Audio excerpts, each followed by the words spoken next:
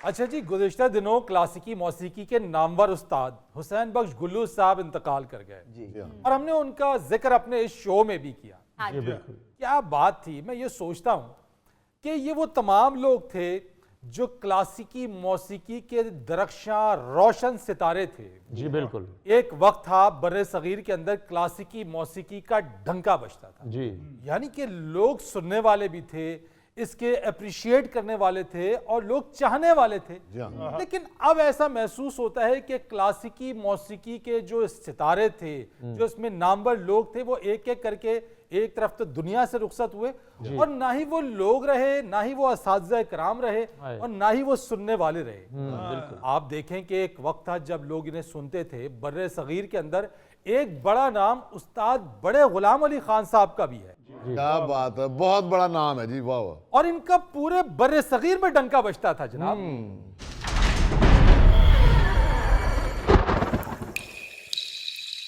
लो जी, बड़े गुलाम अली खान साहब की रूह आ गई है।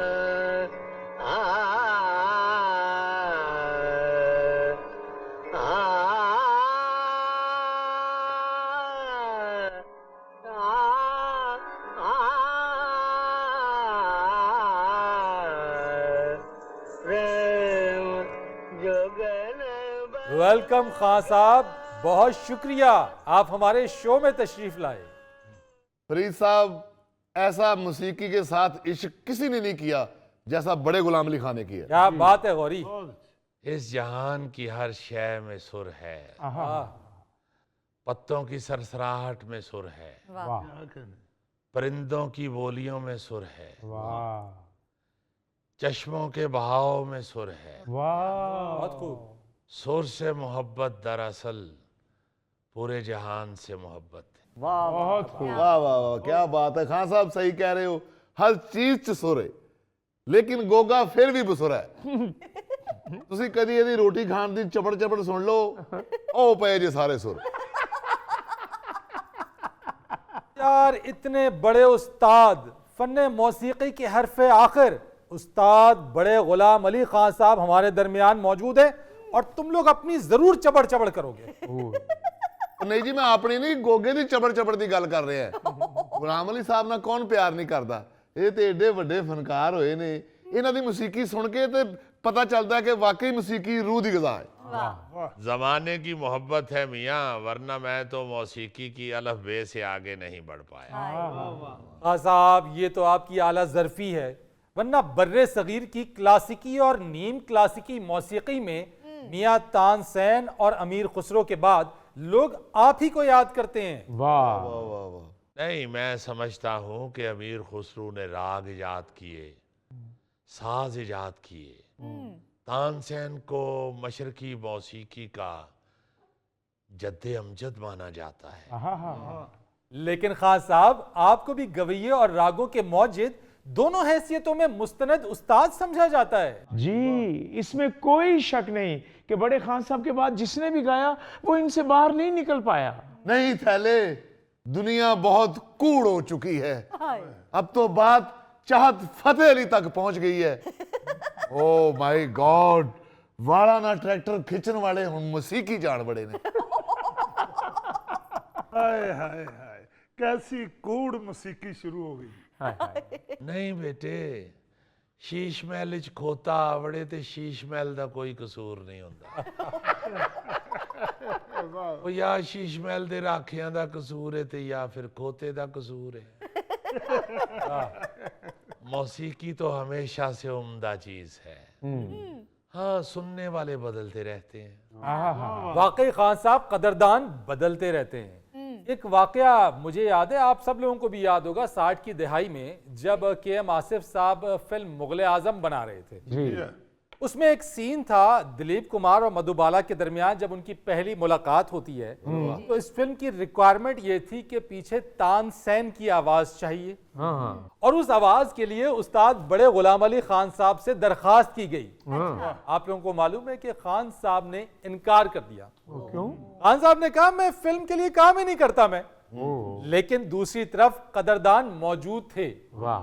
यानी फिल्म के डायरेक्टर के आसिफ साहब और मौसीकार नौशाद साहब जी। उस्ताद बड़े गुलाम अली खान साहब के घर पहुंच गए, अरे वाह, डेरा डाल दिया वहां पे और कहा कि इस सीन के लिए आपकी आवाज ही चाहिए क्योंकि वक्त के तानसेन आप हैं। क्या कहने। अच्छा, एक बड़ी दिलचस्प बात है कि खान साहब ने उनको दौड़ाने के लिए उस वक्त का मुआवजा, जब लता मंगेशकर साहिबा, जब रफी साहब, उनका सबसे ज्यादा मुआवजा हुआ करता था 500 रुपए। अच्छा। 500 रुपए भी उस वक्त एक बहुत बड़ी रकम थी।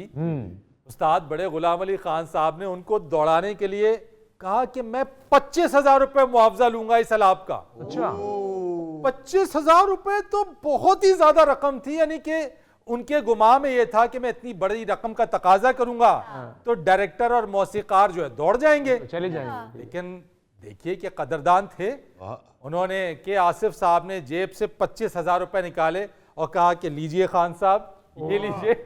और खान साहब के पास फिर कोई अल्फाज ही नहीं थे और बाद अज़ा उन्होंने उस फिल्म के लिए अलाप दिया। वाह, वही बात है ना जी कि कदरदान जो हैं, सुनने वाले जो हैं, वही गवैये की अहमियत का एहसास दिलाते। सही। अब लोग जो हैं वो सुनना छोड़ गए हुए हैं। लोग अब शोर शराबे को पसंद करते हैं। सही। मौसीकी के जो दाव पेच हम इस्तेमाल करते थे, अब गवैये उसकी ज़रूरत महसूस नहीं करते।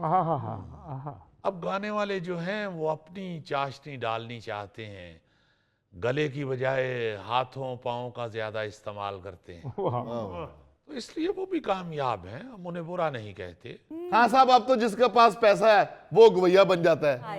एक गाना रिकॉर्ड करवाते हैं, महंगी सी वीडियो बनाते हैं, हाँ। उसमें खूबसूरत लड़कियां डालते हैं। मुझे खूबसूरत लड़कियों से कोई इतराज नहीं, आई लाइक देम, बट मौसीकी का बेड़ा गर्क हो रहा है। गौरी साहब, आपको खूबसूरत लड़कियों पे इतराज नहीं, उन लड़कियों से भी पूछ लेना, कहीं उनको आप पे कोई इतराज ना हो। तुम क्यों खूबसूरत जोड़ों में बोल रहे हो?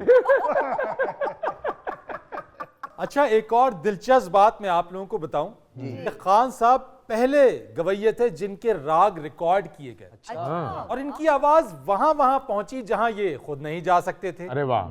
अच्छा, उस वक्त हिंदुस्तान में ये बात मशहूर थी, ये मिथ थी कि जो गवैया अपने संगीत रिकॉर्ड कराएगा उसे मौत आ जाएगी, वो मर जाएगा। अगर खान साहब ने इस मिथ को तोड़ा, इस तसव्वुर, इस तासुर को जायल किया कि ऐसा नहीं है, और अपनी जवानी में इन्होंने अपनी आवाज रिकॉर्ड कराई, इनके राग रिकॉर्ड हुए उस वक्त नौजवानी में, और यही वजह है कि आज इनकी आवाज हम सुन सकते हैं। देखो ना कैसा मासूम दौर सी कि आवाज रिकॉर्ड करना गवैया मर जाएगा। वो मेरा ख्याल ये सोचते होंगे कि रिकॉर्डिंग मशीन चो करंट ना पै जाए किते।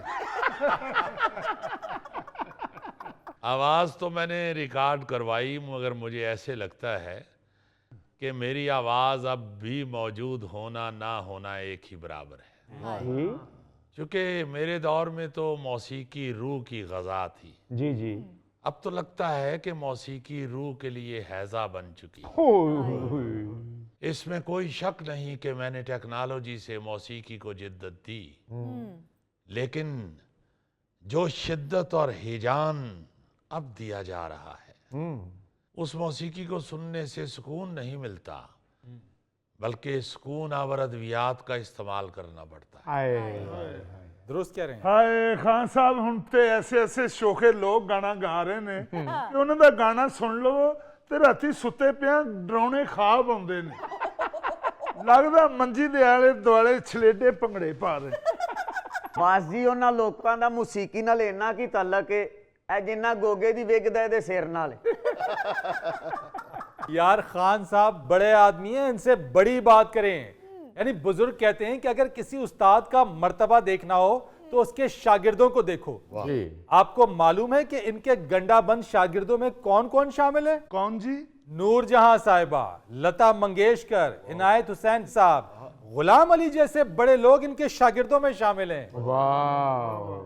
भाई, कौन उस्ताद और कौन शागिर्द ये नहीं देखा, बस सारी जिंदगी मौसीकी से मोहब्बत की है। वाह।